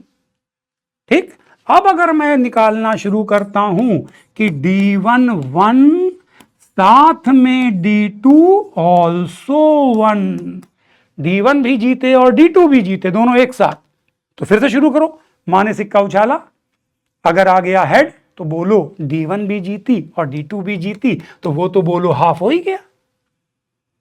क्या दूसरे केस में भी ऐसी संभावना थी कि दोनों एक साथ जीते? मैंने कहा हां। मां ने सिक्का उछाला, आया तो टेल। अब तुमने D1 को दिया तो तुम्हें D1 को जिताना है। D1 को जिताना है तो बोलो वो 5 और 6 लेके आए, तो ये D1 जीती। अरे पर साथ में D2 को भी तो जिताना है। इसका मतलब जब D2 फेंके तो भी बोलो उसका 5 और 6 आए, मतलब 2/6। तो ये कितना लिखा है? ये 2 से 2 कटा, 1/2 प्लस 6 छंग 36/2, 1/18। एलसीएम में आया बोलो 18, ऊपर आएगा 9 + 1, इसका मतलब 10, तो 5/9। बोलो क्लियर? मैंने दोनों पॉसिबिलिटी निकाल के अब मैंने सीधे बोलो फॉर्मूला लगाना शुरू किया। तो क्या आएगा? ऊपर आएगा 5/9 होल डिवाइडेड बाय, नीचे आएगा 2/3, तो आया 5/9 इंटू 2 इंटू 3, ये कटा 3, तो मेरा इसका आंसर आ रहा है 5/6। तो एक बार इसको हम लोग कंफर्म करते हैं। तो ये देखिए मेरा इसका आंसर निकल के आ गया 5/6। ठीक है, तो यहां पर दिक्कत यह थी कि एक से ज्यादा पॉसिबिलिटीज थी इस चीज की, इसलिए मेरे को रूटीनल वे में जाकर बोलो इस क्वेश्चन को सॉल्व करना पड़ा। तो ये CMI 2021 का सवाल आंसर हम लोगों का आ गया है 5/6। चलिए नेक्स्ट क्वेश्चन की ओर मूव करते हैं। ठीक है, थोड़ा आगे पीछे है, ऐसा नहीं है कि कोई सीक्वेंस के हिसाब से ही हम लोग क्वेश्चन ले रहे हैं। नेक्स्ट क्वेश्चन जो हम लोगों का आ रहा है वो है CMI 2012। क्या कह रहा है क्वेश्चन, जरा देखें। N identical chocolates are to be distributed among the K students in Tinku's class। अच्छा, मतलब क्लास में कितने स्टूडेंट हैं? के। अरे होता है ना कि भाई स्कूल में क्या होता था, जब बर्थडे किसी का आता था तो वो क्या करता था, वो चॉकलेट लेके जाता था और स्टूडेंट को डिस्ट्रीब्यूट करता था। अब भाई क्लास में स्टूडेंट मान लो हैं 50, लेकिन पता नहीं होता ना कि भाई कितने एब्सेंट होंगे, कितने प्रेजेंट होंगे, तो मैं तो कम से कम 50 की तैयारी करके जाऊंगा, और 50 क्या, बच्चे ज्यादा ही लेके जाते हैं। तो मान लो मेरी क्लास में 50 स्टूडेंट थे, मैं 60 लेके गया, ठीक, और उस दिन देखा कि 5 बच्चे एब्सेंट हो गए, तो मेरे सामने तो 45 स्टूडेंट्स ही हैं और मेरे पास 60 चॉकलेट हैं। तो मैंने ये 60 चॉकलेट्स को इन बच्चों में डिस्ट्रीब्यूट करना शुरू किया। ठीक, find the probability that Tinku gets at least 1 chocolate. अच्छा, यहां मैंने मान लिया है मन में कि मैं ज्यादा ही चॉकलेट लेके जा रहा हूं। ठीक है, तो अब समझते हैं आगे क्या कह रहा है। Find the probability that Tinku gets at least 1 chocolate, assuming that the n chocolates are handed out one by one in n independent steps. At each step, one chocolate is given to a randomly chosen student, with each student having equal chance to receive it. Okay, इन्होंने थोड़ा सा language का फेर कर दिया। मैं तो क्या सोच रहा था कि भाई मान लो मेरे पास 60 स्टूडेंट है, तो मैं क्या करूंगा, पहली चॉकलेट निकाल के पहले को दिया, फिर दूसरे को दिया, फिर तीसरे को दिया, फिर चौथे को दिया, ऐसे करके मैं एक एक करके मैंने सभी लोगों को चॉकलेट बोलो बांट दिया। पर इसकी लैंग्वेज क्या कह रही है कि मेरे पास n आइडेंटिकल चॉकलेट्स हैं, के स्टूडेंट में मुझे डिस्ट्रीब्यूट करना है। Find the probability that Tinku gets at least one chocolate, assuming that the n chocolates are handed out one by one. मतलब मैं एक एक करके बोलो चॉकलेट दे रहा हूं इन n इंडिपेंडेंट स्टेप, मतलब n बार बोलो मैं बांटूंगा, ठीक है। At each step one chocolate is given to randomly chosen student, मतलब यहां पर मैंने एक चॉकलेट निकाली और मैं किसी भी एक को बुला के दे रहा हूं। मतलब यहां पर एक बड़ा इसने फेर कर दिया कि ऐसा भी हो सकता है कि मैं हर बार एक ही स्टूडेंट को बुला बुला के चॉकलेट दे दूं। मैंने पहली चॉकलेट उठाई, मैंने कहा आकाश तुम आ जाओ, दे दिया, ठीक। फिर मैंने दूसरी निकाली, फिर मेरा मन हुआ आकाश तुम आ जाओ, दे दिया, फिर दे दिया, फिर दे दिया, फिर दे दिया। तो ऐसा हो सकता है कि सभी स्टूडेंट्स को चॉकलेट ना मिल पाए। ये लैंग्वेज समझिएगा, यहां फिर पढ़ रहा हूं, वरना मैं तो इस बात को देख रहा था, find the probability that Tinku gets at least one chocolate. At least one का मतलब क्या, क्या ऐसा हो सकता है टिंकू को 2 मिल जाए? अरे हाँ हो सकता है। मैंने पहली चॉकलेट निकाली, टिंकू ये लो, फिर दूसरी निकाली, फिर से मेरा मन हुआ टिंकू, तो ऐसा भी हो सकता है कि टिंकू को सारी की सारी चॉकलेट बोलो मिल जाए, n की n चॉकलेट जो है वो टिंकू को मिल जाए, ऐसा भी हो सकता है। आप मुझे लगता है महसूस कर रहे होंगे। और मैं एक एक करके n बार इंडिपेंडेंट बांट रहा हूं। At each step one chocolate is given to, इसने मुझे देखो ये चमकाया, रैंडमली चूज एन स्टूडेंट। मतलब तुम ऐसे समझो कि मैंने अपनी आंख बंद कर ली है, ठीक है, मैंने यहां से एक चॉकलेट निकाली और ऐसे करके ऐसे कहीं भी उंगली कर दी, हाँ भाई तुम आ जाओ, ठीक, मैंने चॉकलेट दे दी। फिर बच्चे मान लो सफल हो गए, फिर मैंने एक चॉकलेट निकाली, मैंने कहा हाँ तुम आ जाओ। तो हो सकता है जिस बच्चे को मैंने पहले दी हो उसने जगह चेंज करके वहां बैठ गया, वो फिर आ गया। तो यहां पर यह भी संभावना है कि सारी की सारी चॉकलेट एक ही स्टूडेंट को चली जाए, और ऐसी भी संभावना है कि कोई ऐसा स्टूडेंट भी हो जिसको एक भी चॉकलेट ना मिले। बोलो क्लियर है? ओके, तो अब शुरू करते हैं। With each student having equal chance to receive it, मतलब हर एक को चॉकलेट मिलने की संभावना बराबर है। मतलब अगर मैंने एक चॉकलेट निकाली, कितने स्टूडेंट बैठे हुए हैं? के, तो क्या प्रोबेबिलिटी है कि वो इसको मिले? 1/k। समझ रहे हो? अरे मैं ये चॉकलेट कितनों को दे सकता था? के को दे सकता था। तो मेरे टोटल आउटकम कितने? के, पर इसको मिले इस बात की प्रोबेबिलिटी 1/k। ठीक, अब समझो मेरी बात। तुम प्रोबेबिलिटी इस बात की निकालना चाहते हो कि Tinku gets at least one chocolate. At least one chocolate का मतलब क्या हुआ? कम से कम एक, मतलब टिंकू को 1 मिले, 2 मिले, 3 मिले, 4 मिले, 5 मिले से लेके n की n चॉकलेट मिल जाएं। तो बार बार कह रहे हैं कि पीएनसी प्रोबेबिलिटी में बोलो हम लोग ज्यादा काम करना पसंद नहीं करते। अगर ज्यादा काम हो तो टोटल में से बचा हुआ काम घटा देते हैं। मतलब मैं इस बात की प्रोबेबिलिटी लिखूंगा 1 minus probability of Tinku gets 0 chocolate. मैं देखो ज्यादा हम लिखते नहीं है, समझ लिया करो। इस बात की प्रोबेबिलिटी बोलो मैं घटा दूंगा कि टिंकू को एक भी चॉकलेट ना मिले।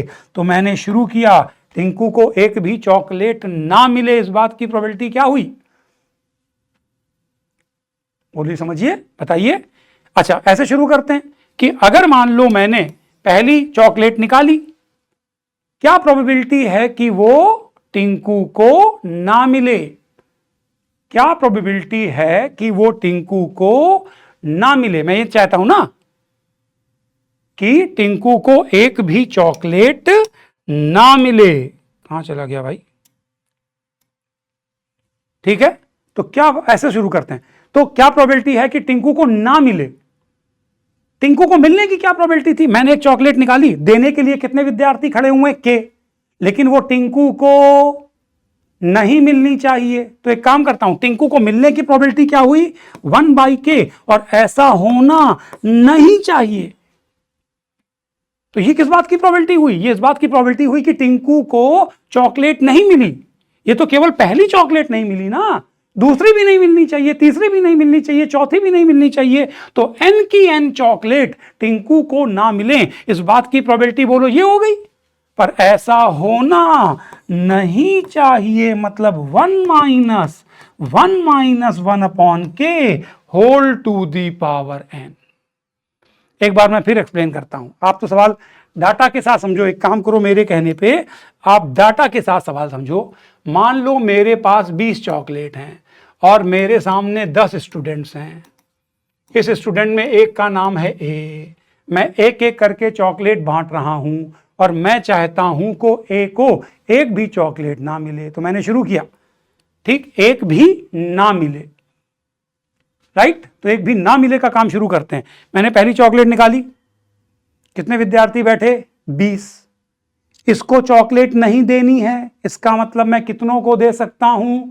19 को। तो ए को चॉकलेट ना मिले, 19/20। ठीक, फिर दूसरी निकाली, पर ए को तो मुझे नहीं देनी है, तो कितनों को दे सकता हूं? 19 को। फिर आ गया 19/20।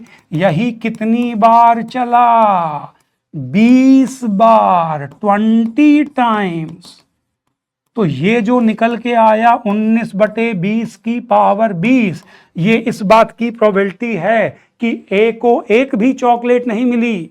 लेकिन अगर मुझे ए को कम से कम एक चॉकलेट देनी है तो ऐसा होना नहीं चाहिए। अब मैं एक बार इसको बोलूंगा तो तुम समझ जाओगे। मैं दोबारा से पूरा ऐसे करके करता हूं, ज्यादा फील होगा तुम्हें। मेरे पास कितनी चॉकलेट? n। कितने विद्यार्थी खड़े? के। पहली चॉकलेट निकाली, बांटना शुरू किया, लेकिन टिंकू तुमको नहीं दूंगा, तो दे कितनों को सकता हूं? k-1 को। इसका मतलब k-1 upon n, sorry, k-1 upon k। ये इस बात की प्रोबेबिलिटी हुई कि जो पहली चॉकलेट मैंने बांटी वो मैंने टिंकू को नहीं दी। बोलो क्लियर? फिर दूसरी बांटी, वो भी टिंकू को नहीं दी। तीसरी बांटी, वो भी टिंकू को नहीं दी। और जो एनवी बांटी वो भी टिंकू को नहीं दी। तो ये इस बात की प्रोबेबिलिटी हुई कि टिंकू को एक भी चॉकलेट बोलो नहीं मिली। पर ऐसा होना नहीं चाहिए। किसी को लगाओ कि सर इन्होंने भी मिटा दिया, मैंने जो थोड़ी देर पहले लिखा था वो बोलो ये लिखा था, देख सकते हैं आप। इसी में केवल बोलो एलसीएम लेके चीज लिखी हुई है। तो क्या प्रोबेबिलिटी है कि टिंकू को कम से कम एक चॉकलेट मिल जाए? वो होगी 1 - 1 whole to the power n। Clear है? तो चलिए नेक्स्ट क्वेश्चन की ओर मूव करते हैं। अब देखिए, मैंने आपसे कहा था ना कि मैंने ISI और CMI कुछ सवाल कम से हो रहे थे, तो मैंने फिर GI एडवांस के भी कुछ क्वेश्चंस ले लिए हैं। तो इनका भी देखिए, मजा लीजिए, इनका भी थोड़ा सा टेस्ट लीजिए, सवाल में किस तरह से बदलाव आ सकते हैं। तो हमको तो पूरी तरह से तैयारी रखनी है। क्या कह रहा है क्वेश्चन, आइए देखें। 8 players P1, P2, P3 and so on up to P8 play a knockout tournament. ठीक है भाई, 8 खिलाड़ी हैं P1, P2, P3 से लेके P8, और ये नॉकआउट टूर्नामेंट में पार्ट ले रहे हैं। नॉकआउट समझ रहे हैं आप? मतलब जैसे ही मैंने किसी से गेम खेला और इनकेस अगर मैं हारा तो मैं सीधे सीधे टूर्नामेंट से बाहर हो गया। लेकिन अगर मैं जीता हूं तो ये नहीं कि मैं जीत गया फिर मैं किसी और से खेलूंगा, वहां भी हार गया तो भी मैं बाहर हो जाऊंगा। आगे बढ़ते हैं। It is known that when ever the player PI and PJ play, जब भी कभी PI और PJ खेलते हैं, the player PI will win if I less than J। अगर I लेस देन J है तो कौन जीतता है? PI। इसका मतलब इनडायरेक्टली मतलब क्या हुआ कि अगर P1 और P2 खेला तो कौन जीतेगा? P1। इसका मतलब, और अगर मैं इनडायरेक्टली बोलूं तो उसने ये बोला है कि इन 8 में P1 is the best player and P8 is the worst player. ठीक है, आगे बढ़े। Assuming that the players are paired at random, मैंने ऐसे ही जोड़े बना दिए, तुम इससे खेलो, तुम इससे खेलो, तुम इससे खेलो, तुम इससे खेलो, तुम इससे खेलो, in each round, her round में। क्योंकि क्या होगा, पहले 8 प्लेयर हैं तो तुम 2 2 2 2 को खिलवाओगे, 4 प्लेयर्स जीत के आएंगे, 4 हार के बाहर हो जाएंगे। फिर इन 4 में 2 2 का प्लेयर खिला दोगे, उनमें से कोई जो 2 जीत के आएंगे, 2 बाहर हो गए, फिर ये फाइनल होगा, 1 जीतेगा, 1 बाहर हो जाएगा। तो ऐसे एट रैंडम हम इनमें पेयरिंग करते गए। What is the probability that the player P4 reaches the final? मतलब कहना नहीं चाहिए, मतलब अगर पूरी ईमानदारी से मैच हो तो फिर तो बोलो P1 ही जीतेगा, ये बात तो तय है। 100% बात यह है कि P1 ही जीतेगा। लेकिन मान लो मैं अगर ऑर्गेनाइजर हूं और मेरा कोई एक चहेता प्लेयर P4 है और सब कुछ मेरे हाथ में है, तो मैं उसको जिता तो नहीं सकता, क्योंकि जीतेगा तो 100% P1 ही। लेकिन मैं ये कोशिश कर सकता हूं कि चलो यार इसको फाइनल तक तो पहुंचा दूं। तो वो मेरे हाथ में बात है कि मैं इसका कुछ गुणा गणित, कुछ पेयरिंग ऐसे करूं कि फाइनल में P4 पहुंच जाए। तो क्या ऐसा संभव है? और अगर ऐसा संभव है तो मुझे इस बात की प्रोबेबिलिटी निकालनी। इसका मतलब क्या हुआ? इसका मतलब यह हुआ कि P4 किसी भी राउंड में अपने से बेहतर प्लेयर, मतलब P3, P2 और P1 से ना खेले। वो हर राउंड में अपने नीचे प्लेयर से खेले, 5, 6, 7 और 8 से। तो बच्चे क्या सोचते हैं, सर P4 को पहले राउंड में P6 से खिलवा देते हैं तो वहां से वो जीत के आ जाएगा। उसके बाद अगले राउंड में P7 से खिलवा दें। अबे P7 से खिलवा तो लें, लेकिन जो सेकेंड राउंड में P7 पहुंचे तो जीत के, ये भी तो देखना पड़ेगा। P7 को अगर तुम्हें वहां पहुंचाना है तो इसका मतलब वो पहले राउंड में P8 से खेले, तभी P7 पहुंच पाएगा। तो अगर अलग अलग राउंड में बच्चे सोचते हैं तो इतना पजल्ड हो जाते हैं कि यार सर कैसे सोचे। मैंने कहा बहुत सिंपल काम करो। कितने खिलाड़ी हैं? 8। तुम तो ऐसे सोचो कि मैंने इन 8 को 2 ग्रुप में डिवाइड कर दिया, 4-4 में, और यहां जो भी 4 प्लेयर खेलेंगे उनमें से लड़ भिड़ के अल्टीमेटली जो बेस्ट प्लेयर होगा वो बाहर निकल के आएगा, और यहां से भी बाहर निकल के आएगा, और वो लोग फाइनल खेल लेंगे। तो बस गेम इतना सा है कि अगर मुझे P4 को फाइनल में पहुंचाना है तो मैं P4 को ऐसे ग्रुप में रखूं कि उसके साथ सारे प्लेयर उसके नीचे के हों। इसका मतलब कौन कौन हो? P5, P6, P7 और P8, मतलब 5, 4 रख नहीं रहा हूं, इनमें से ही हों। केवल गेम इतना बचा है। मतलब मैंने क्या गेम सोचा कि मैंने P4 को तो खड़ा कर दिया कि भाई ये तो रहेगा ही। अब इस ग्रुप के लिए मुझे 4-4 के 2 ग्रुप बनाने हैं। इसका मतलब इस ग्रुप में मुझे 3 खिलाड़ी और चाहिए। होने को तो वो 3 खिलाड़ी P4 के अलावा बचे हुए 7 खिलाड़ियों में से बोलो कोई भी हो सकते हैं। लेकिन अगर मुझे P4 को फाइनल में पहुंचाना है तो वो जो 3 खिलाड़ी होने चाहिए, वो 3 खिलाड़ी इन 4 में से होने चाहिए। तो मैं इन 4 में से किन्हीं भी 3 खिलाड़ियों को उठाकर बोलो इसके साथ बैठा दूंगा, और तुरंत निश्चिंत हो जाऊंगा कि तुम्हें जैसे खिलवाना हो खिलवा लो। यहां से जीत के तो बोलो P4 ही आएगा, और यहां से जीत के बोलो P1 आएगा। फाइनल में तो तुमको हारना है, पर मैंने इतना जुगाड़ पानी तो कर दिया कि तुम फाइनल में पहुंच जाओ। फिर समझाऊं? तो अलग अलग राउंड में मत घुसना। टोटल 8 लोग हैं, मैंने कहा 4 इधर खड़े हो जाओ, 4 इधर खड़े हो जाओ। इन चारों में लड़ भिड़ के मुझे बता देना जो बेस्ट प्लेयर है वो आ जाएगा। पर अगर मुझे P4 को फाइनल में पहुंचाना है तो मेरी कोशिश ये है कि P4 के साथ जो और 3 खिलाड़ी हों वो उसके नीचे के हों। तो मैंने P4 को तो फिक्स कर दिया। अब मुझे यहां पे कितने खिलाड़ी और देने हैं? 3। तो टोटल होने को तो वो P4 के अलावा जो 7 खिलाड़ी थे उन 7 में से कोई भी 3 हो सकते थे, मतलब 7C3। पर हो कौन? उसके नीचे वाले। उसके नीचे है कौन कौन? 5, 6, 7, 8। तो 4 में से किन्हीं भी 3 को मैंने उनके साथ बोलो खड़ा कर दिया। 4C3 की वैल्यू बोलो 4, और ये है 7, 6, 5 डिवाइडेड बाय 6, ये बोलो कटा, तो आंसर आ गया, ठीक लिखा है ना, 746/321, ठीक, तो आंसर आ जाएगा 4/35, 4/35। तो देखिए ये थोड़ा दिमाग हिलाने वाला सवाल है, तो एक बार इसको अगर आप ध्यान से समझ लेंगे तो आपको बहुत अच्छी फील आ जाएगी। आइए एक क्वेश्चन और क्या कह रहा है, ये भी एडवांस बेस्ड पर ही है। क्या कह रहा है, an urn contains m white and n black balls. तो जैसे ही सवाल आता है मैं तो ऐसे डायग्राम बना के बोलो शुरू हो जाता हूं। एक बैग में m व्हाइट बॉल हैं और n ब्लैक बॉल्स हैं। A ball is drawn at random, ठीक है, तुमने एक बॉल निकाली and is put back into the urn along with k additional ball. मैंने एक बॉल निकाली, k additional ball of the same colour. मैंने एक बॉल निकाली, मान लो वो व्हाइट निकली, तो मैंने इसी के साथ k व्हाइट बॉल और मिलाई और उनको बैग में वापस डाल दी।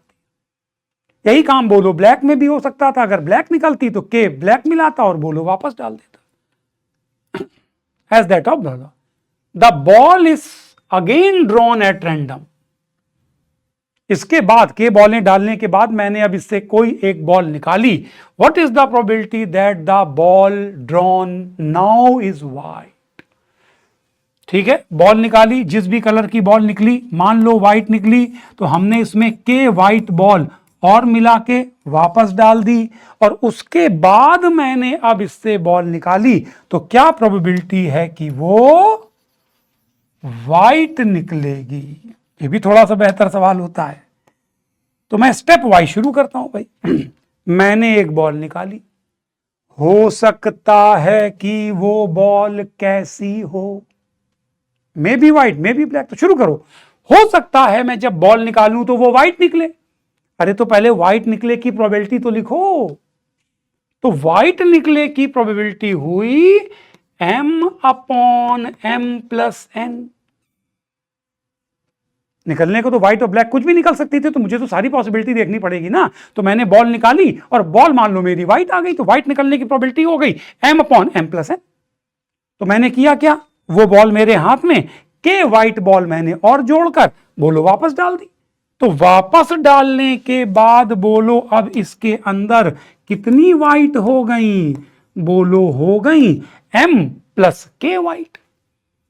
अब तुमने इसमें से एक बॉल निकाली और चाहते हो कि वो क्या निकले, व्हाइट निकले।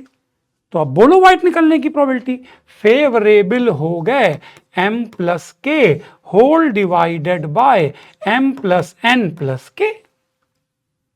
अब यहां बच्चे कहते हैं हाँ सर बोलो बस काम खत्म।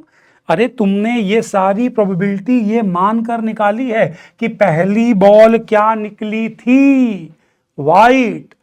पर होने को तो ये भी हो सकता था ना कि पहली बॉल ब्लैक निकलती। तो फिर से देखो शुरू करते हैं।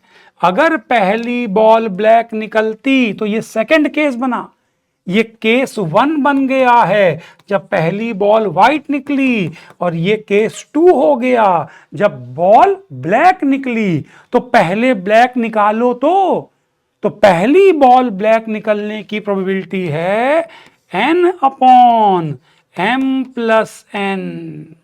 बोलो क्लियर।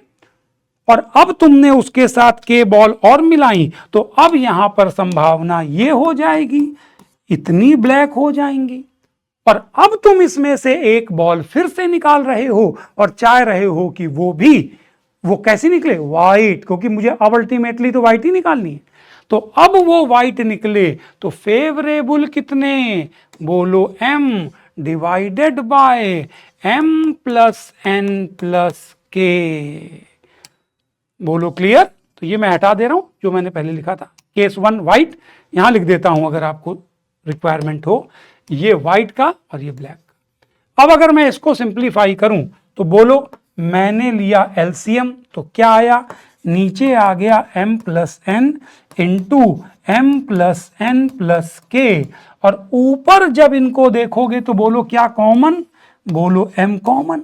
अंदर आया m प्लस के प्लस n, और ये m plus n plus k बोलो ये कटा, तो this implies m upon m plus n। अब ये देखो बच्चों, प्रोबेबिलिटी का जादू माना जाता है, ये प्रोबेबिलिटी का जादू माना जाता है। जादू मतलब, अरे जब शुरुआती दौर में मैं बात कर रहा था, जब m व्हाइट और n ब्लैक थे और मैं एक बॉल निकाल रहा था, तो क्या प्रोबेबिलिटी थी कि वो व्हाइट निकलती? वो थी m upon m plus n। अब तुमने इतना माथा पच्ची करी कि इससे एक बॉल निकाली, फिर इसमें से के बॉल उसी रंग की मिला के वापस डाल दिया, ये किया वो किया, उसके बाद भी देखो व्हाइट निकालने की प्रोबेबिलिटी रिमेन्स सेम। खास बात यह है कि देखो ये आंसर के से इंडिपेंडेंट है। मतलब अगर मैं ये कहता कि मैंने एक बॉल निकाली और वो जिस रंग की है उस रंग की 5 गेंदें मिलाकर वापस डाल दी, या मैं कहता उसकी 10 गेंदें मिलाकर वापस डाल दी, या 50 गेंदें मिलाकर वापस डाल दी, तब भी बोलो आंसर तो मेरा के से इंडिपेंडेंट आ रहा है। तो बोलो आंसर वही आया। इसी का एक उल्टा भी बताता हूं, सवाल में नहीं यूज है, यहां तो उसने बोला है के एडिशनल बॉल। इसी सवाल को कैसे भी करते हैं कि एक बैग में m व्हाइट बॉल है और n ब्लैक बॉल है, कहता है एक बॉल इस बैग से खो गई, 1 बॉल इज लॉस्ट। मुझे बस ये नहीं पता किस कलर की खोई है, बस ये बोला गया कि यार इस बैग में यार m व्हाइट बॉल थी, n ब्लैक बॉल थी, एक बॉल खो गई है, मुझे नहीं पता किस रंग की खोई है। कहता अब अगर मैं इससे एक बॉल निकालूं तो क्या प्रोबेबिलिटी है कि वो व्हाइट निकलेगी? मैंने कहा इनडायरेक्टली बोलो तो ये वही चीज हो गई। यहां पर तो तुमने के एडिशनल बॉल बोला, मतलब तुम गेंदें बढ़ा रहे हो। यहां पर इनडायरेक्टली मैं ये बोल रहा हूं कि हमारी गेंद खो गई है। तो जादू अभी भी वही है कि आंसर वही आएगा। मैं उसको भी एक बार देखो एक्सप्लेन करने की कोशिश करता हूं। ये बैग था, इसमें m व्हाइट बॉल थी, n ब्लैक बॉल थी, 1 ball lost, 1 ball lost. Lost होने के बाद तुम फिर एक बॉल और निकाल ले हो। अब दिक्कत यह है कि जब मैंने कहा 1 बॉल लॉस्ट, तो हो सकता है वो व्हाइट लॉस्ट हो सकता है ब्लैक लॉस्ट हो। तो शुरू करो। पहले अगर व्हाइट लॉस्ट हुई, अरे तो पहले व्हाइट को खो, तो खोने का मतलब यह हुआ कि उसमें से एक व्हाइट बॉल निकली और खो गई। उसके खोने के बाद संभावना अब बोलो ये बनी, एक बॉल बोलो व्हाइट की कम हो गई। अब तुम बॉल व्हाइट निकाल रहे हो तो उसकी प्रोबेबिलिटी होगी m-1 upon m plus n -1। और प्लस दूसरा केस मैं ये उठाता हूं कि जब मेरी ब्लैक बॉल लॉस्ट, तो अगर मेरे को ब्लैक बॉल लॉस्ट करनी है तो पहले ब्लैक बॉल लॉस्ट तो करो, मतलब इससे ब्लैक बॉल निकले, इस बात की प्रोबेबिलिटी आएगी n upon m plus n, और खोने के बाद बॉल एक कम हो गई। फिर निकालनी तो मुझे व्हाइट ही है ना, तो आएगा क्या, m upon m plus n -1।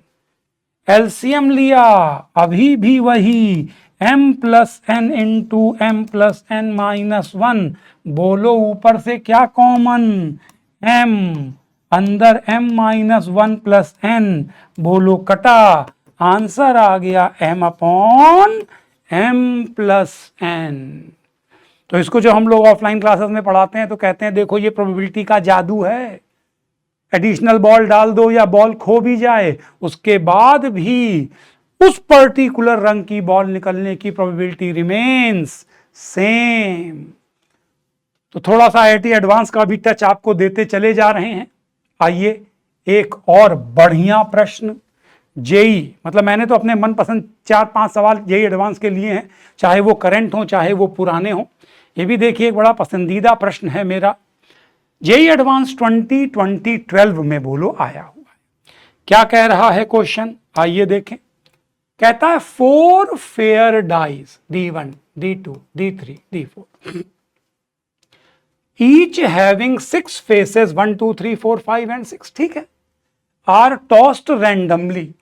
4 पासे D1, D2, D3, D4 मैंने ऐसे करके उछाल दी। The probability that D4 shows a number appearing one of D1, D2 and D3।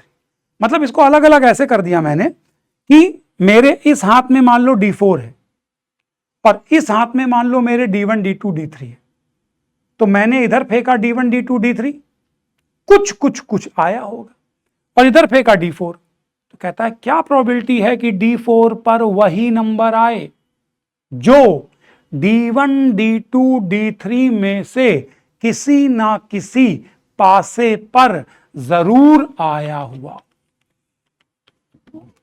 तो एक बार थोड़ा सा आप लोग मन बनाइए, विचार बनाइए।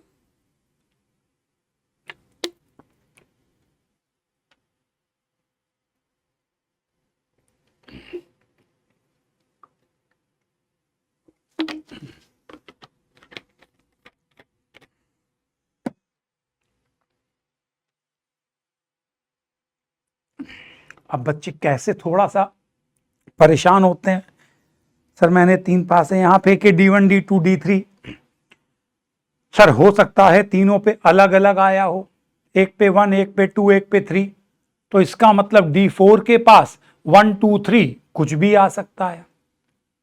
पर ऐसा भी हो सकता है कि D1 D2 D3 में किन्हीं 2 पासों पे सेम नंबर आ जाए, एक पर डिफरेंट आ जाए, जैसे 1 1 और 2, तो इसका मतलब D4 के पास अब 2 ही पॉसिबिलिटी बची, या तो 1 और या तो 2।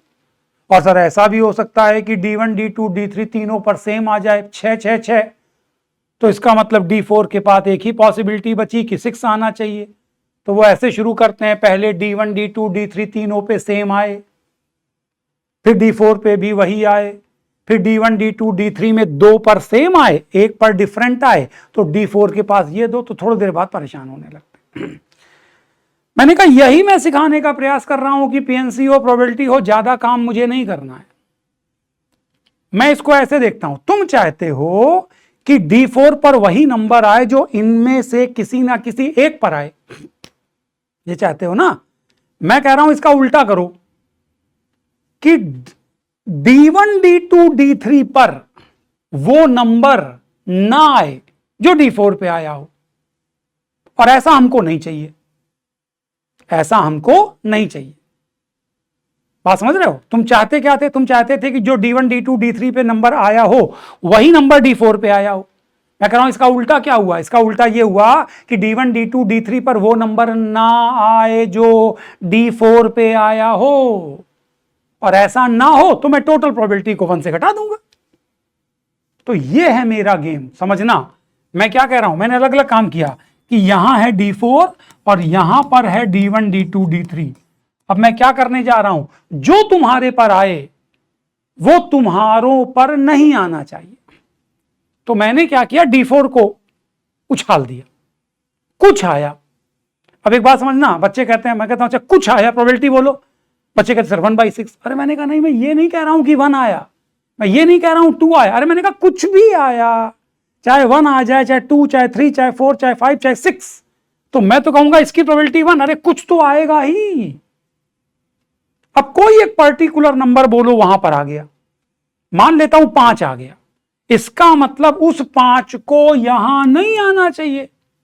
तो 5 के अलावा जितनी भी पॉसिबिलिटीज बची 5 आउट ऑफ 6, इस पर भी 5 नहीं आना चाहिए और इस पर भी 5 नहीं आना चाहिए।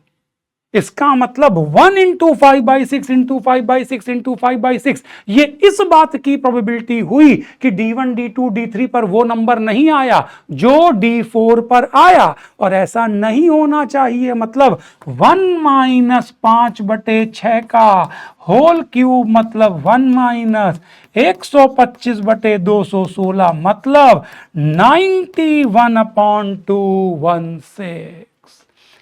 हम लोगों ने पिछली स्लाइड में एक सवाल और किया था, उसका भी आंसर कुछ ऐसा ही सा आ रहा था बच्चों, पर उसका कोई लेना देना नहीं है, आंसर मिल जाने से कॉन्सेप्ट थोड़ी ना मैच कर जाते हैं। तो ये भी मेरा एक बड़ा पसंदीदा प्रश्न है, इसको जरूर कीजिएगा।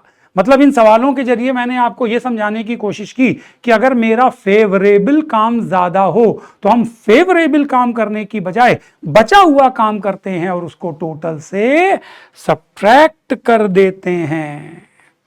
तो मुझे उम्मीद है, अच्छा इसका आंसर फिर क्या हो गया बोलिए बच्चों, 91/91 ही है ना।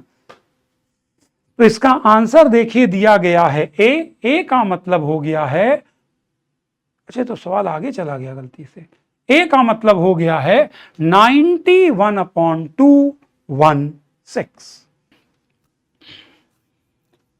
जेई 2020 बहुत लेटेस्ट नहीं है लेकिन अपने आप में थोड़ा अच्छा सवाल। कहता है let C1 and C2 be two biased coins. अभी तक हम लोग जो मोस्टली काम कर रहे थे वो अनबायस्ड कॉइन था। अनबायस्ड का मतलब अगर कोई सिक्का है उसको मैंने अगर उछाला तो हेड आया तो प्रोबेबिलिटी हाफ, टेल आया प्रोबेबिलिटी हाफ। लेकिन ये बायस्ड कॉइन है such that probability of getting head in single toss are 2/3। क्या आने की? हेड आने की। इसका मतलब C1 के बारे में यह है कि हेड आने की प्रोबेबिलिटी बोलो हो गई 2/3, तो ऑब्वियसली टेल आने की प्रोबेबिलिटी हो जाएगी 1/3। और C2 के बारे में यह है कि उसमें हेड आने की प्रोबेबिलिटी है 1/3 और टेल आने की प्रोबेबिलिटी ऑब्वियसली हो गई 2/3। Okay, suppose alpha is the number of heads that appear when C1 is tossed twice. Alpha is the number of heads when C1 is tossed twice। मतलब जब C1 को तुम 2 बार उछाल रहे हो तो उसमें अल्फा जो है वो नंबर ऑफ हेड्स है। नंबर ऑफ हेड्स का मतलब क्या हुआ भाई? एक बात देखो, अगर तुम C1 को 2 बार उछाल रहे हो तो क्या क्या हो सकता है? Head head head, tail tail, head tail tail. इसका मतलब यहां पर अल्फा की वैल्यू बोलो 2, यहां पे अल्फा की वैल्यू 1, यहां अल्फा की वैल्यू 1, यहां अल्फा की वैल्यू 0। और ऐसे ही similarly suppose beta is the number of heads that appear when C2 is tossed. अरे तो मैं C2 को भी 2 बार उछाल रहा हूं तो उसकी भी जो प्रोबेबिलिटी, जो हेड्स की संख्या हो सकती है वो केवल बोलो यही तो हो सकती है। मतलब अल्फा की वैल्यू या तो 2 होगी या तो 1 होगी या तो 0 होगी, और बीटा की वैल्यू भी या तो 2 या तो 0 या तो 1। ठीक है, अभी तक सवाल में तो यही सेंस है। then the probability that the roots of the quadratic equation this, then roots of the quadratic equation this are real and equal। Okay, क्या प्रोबेबिलिटी है कि इस क्वाड्रेटिक इक्वेशन के जो रूट्स हों वो रियल और इक्वल हों। ओके, तो अगर इस क्वाड्रेटिक के रूट्स मुझे रियल और इक्वल चाहिए तो वो ये कह रहा है कि d बराबर 0, और d बराबर 0 का मतलब हुआ अल्फा स्क्वायर बराबर 4 बीटा। ओके, अब बात समझ में आ रही है। और अल्फा की पॉसिबिलिटीज क्या क्या हैं? 0, 1 और 2, और बीटा की पॉसिबिलिटीज भी 0, 1 और 2 हैं। तो ऐसा कब कब हो सकता है? मान लो मैं पहली बार अल्फा को 2 रखता हूं तो इसका मतलब ये हुआ 4, तो बीटा बोलो हो गया 1। अगर मैं अल्फा को रखता हूं 1 तो बोलो बीटा आएगा 1/4, जो बोलो हो नहीं सकता। अब अगर मैं अल्फा को रखता हूं 0 तो बोलो बीटा भी 0 आया। तो 2 पॉसिबिलिटीज बोलो ऐसी निकल के आ गई। मतलब केस 1 लिखा मैंने जब अल्फा हो 2 और बीटा हो 1। इसका मतलब क्या है? इसका मतलब यह है कि जब मैं C1 को 2 बार फेंकूं तो दोनों बार हेड आए। मतलब पहली बार भी हेड आए मतलब 2/3, और दूसरी बार भी हेड आए बोलो 2/3। पर साथ में बीटा 1 होना चाहिए।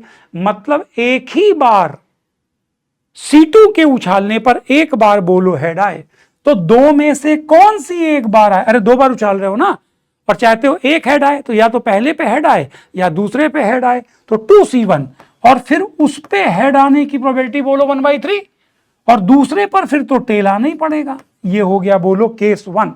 अब अगर मैं यहां पर केस 2 की बात करता हूं तो केस 2 में मैंने क्या लिखा? Alpha 0 and beta 0। अल्फा 0 का मतलब एक भी हेड ना आए, मतलब पहले पर भी टेल दूसरे पर भी टेल। टेल की प्रोबेबिलिटी 1/3 और दूसरे पे भी 1/3। और चाहते हो बीटा भी 0 हो, मतलब C2 को उछालने पर भी दोनों में एक भी हेड ना आए, मतलब दोनों पे टेल आए। यहां टेल की प्रोबेबिलिटी 2/3 और 2/3, और इन दोनों केसेस का बोलो हो गया सम। तो नीचे तो 3 3 3 3 मतलब 81, तो नीचे तो बोलो मैंने 81 रख दिया। अब ऊपर क्या आया 2 2 2 2 मतलब 16, और ये 2 और 2 4, तो आ गया बोलो 16 और 4 20। तो मेरे हिसाब से इसका आंसर आ रहा है 20/81। तो एक बार कंफर्म करते हैं, तो इसका आंसर बोलिए आ रहा है बी 20/81। बढ़िया सवाल भाई, मजा आ गया। अच्छा कलेक्शन तैयार किया, मतलब कुछ मैंने दिए थे, कुछ बोल दिया था कि भाई कलेक्ट कीजिए अच्छे अच्छे सवाल। तो ये देखिए एक हम लोगों ने एडवांस का सवाल कर लिया।